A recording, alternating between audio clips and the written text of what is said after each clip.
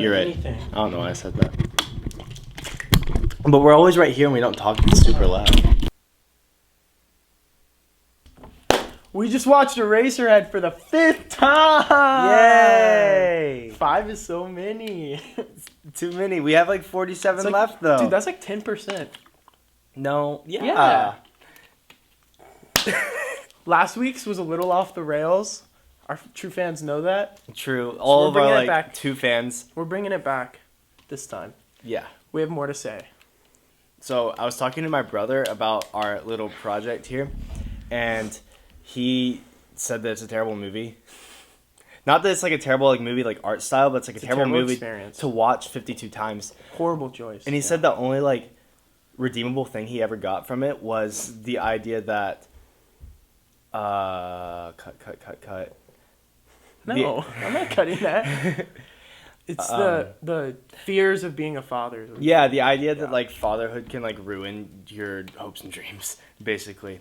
Which is we kind of touched on that before, but more in parenthood, not specifically fatherhood, which... Yeah, and like I think what we can discuss is like how the symbols kind of like accentuate this idea that like fatherhood is more than just like, I mean like it's only we're experiencing it through metaphor. So like especially like for people that aren't fathers. Some of it lines up really closely and then some of it doesn't really make sense. Like why does he see the baby as like this mutant? Yeah, and like we were trying to like... So is it the fear... So hold on. Is it the fear of becoming a father later, or is it the fear of being a father now? Like, okay, if I'm a father, is it that fear, or is it like the fear of becoming a father at some point? I think, well, I mean, it can be either. It's supposed to be personal experience relation. Okay. So, but like he's using metaphors and surrealist horror ideas to convey these ideas of like the experiences in a very, very exaggerated way, which is surreal. How it can ruin your life as well as create something like beautiful. Okay. You know? Yeah, that works actually. Yeah. This is definitely the most sound theory we've ever had on this show here. Another theory we had is that this is a conspiracy. It's a conspiracy. I know what you're about to say. Henry is a hobo and he lives in this room. He's squatting. Yeah, he's squatting and he's always so nervous. That's why he's nervous. That's why. Fuck! No! I knew it was gonna fall. So now you guys get an inside look at how we do the audio around here. It's this guy that we kind of made a little better this week, and we just jammed something under it so we pointed up and a little duct tape, and it kind of works. So yeah, Henry's a hobo. Yeah, he's squatting. You can like the tree thing that's just in a pile of dirt. Yeah, that's what someone who's squatting would have as a decoration. And like his light is like you know those like lights in school that are really bright and you're like, what are they called? Fluorescent. Like he has these fluorescent lamps. Like who has that in their house? Also, and like it all looks like it's from Goodwill. Yeah, or like he just found it on the streets, like the tattered blanket. Dude, does the hobo have a blanket like that? I'm sure he does. Oh, he's wearing flannel and it's like cut up. Dude, the holes in the blanket. Okay, this is bullshit. The only art he has is the atomic bomb going off. Like he just could have found that weird picture. The coins in the bucket, that will never make sense to me, but yeah, that kind of works in this. That's all he has. And then that like shit all over. It's like he obviously doesn't live there. It's weird. It's not a home. It's not a real theory. I honestly think it's just like that to make us feel like more entrapped and more. Yeah, and that's what we talked about in the but first episode. I like the squatting theory. It's cool. It's interesting. But it's not as cool as the dad theory. Yeah, like what if he doesn't have a job? That's why he's on vacation. On vacation. Dude, he's on vacation. Yeah. Because he's unemployed. That's why he gets uncomfortable and she's like, he's a real wizard at printing or whatever she says. A real whatever. That's true. He's kind of like, but he's always But like that's like not... This theory's nonsense, but it's kind of interesting. We digress. But yeah, more on the father thing. We were talking about, like we kind of... Again, like every viewing is hard. Yeah, this one was significantly better than the last one. Oh yeah, way better. Which way better. We kind of got a second wind on this one, for some reason. Like the last two have really been painful, but this one we were kind of able to focus a little more. Like we still talked the whole time, but at the end when we really were focused in at the end. Yeah, he was Yeah. like, what, is he lusting after her? And I was like very adamant about like he's not, because like that's the other girl. Yeah. That's what I was going to talk to you about. But at the end, it seems like he's... Yeah, so, yeah, we had to... This is not related to the father thing. It is in a sense. It is, yeah. But it's important. We got to unbox the cheek girl. Yeah. At some point. I don't know if it has to be today. But we can do it. Like, why not? Like, what... It seems like he is lusting after her. Like, he... like. But there's no feeling of, like, giving in. Oh, yeah, there is, actually. At the end, he, like... What were you saying? It was important. Okay, so, yeah, he does, like...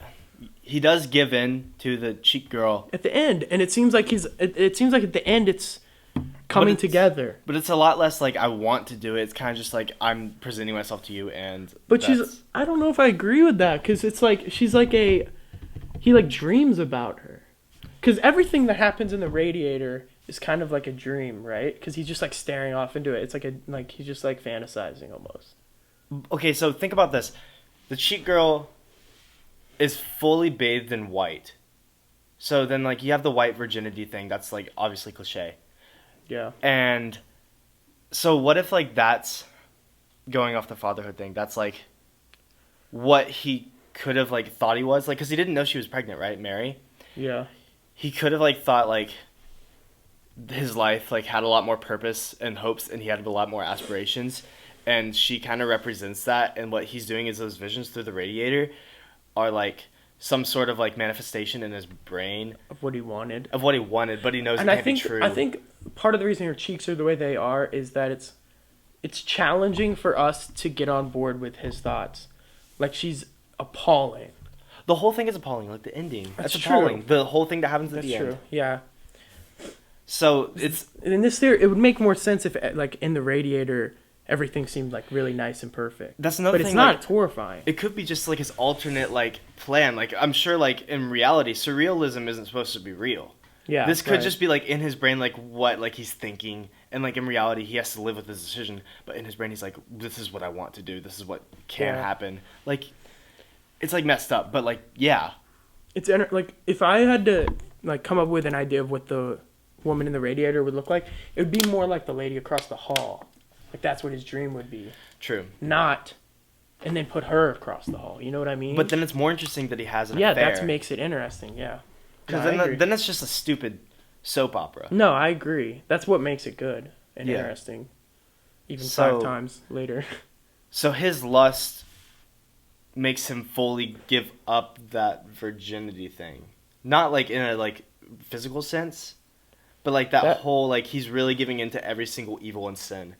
Okay, if you're really hopping on board with the white virginity thing, then you can also talk about how the only woman that doesn't have blonde hair, like white hair, is the woman across the hall who we've deduced is a prostitute. It's true. So, I don't know if that... Yeah, anything, I mean, but... yeah. Yeah. Or maybe, like, it's some sort of inverted reality of Mary.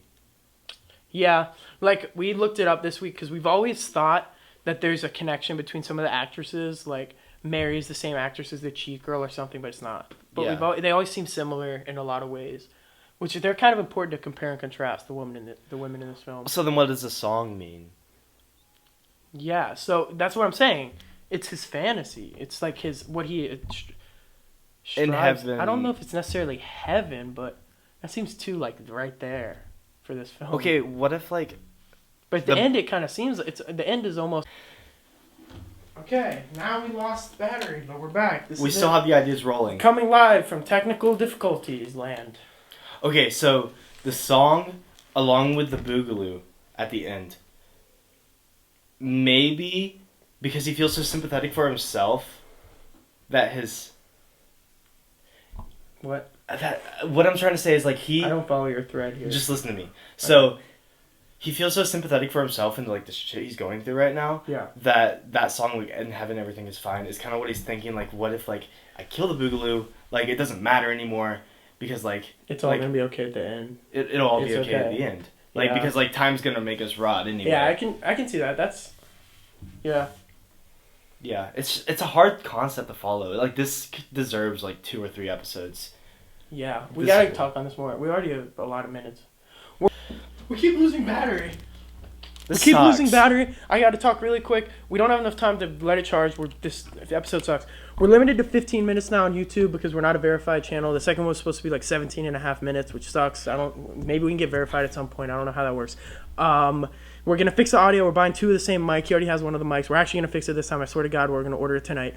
What else? That's really we'll talk about everything that we're going to talk about here. We're going to have a lot to say in the next episode. Yeah. Sorry, the last 2 have been really crazy and weird. We've been kind of out of our minds. We're bringing It's been a rough time. It's all over the place. That's kind of the point of this project. But we got shit to say. Yeah, we got stuff to say. Last episode was funny. If you want funny, watch episode 4. If you want serious, watch episode 5 and 2 and 1. All right. Okay. See ya. We'll be more serious next time.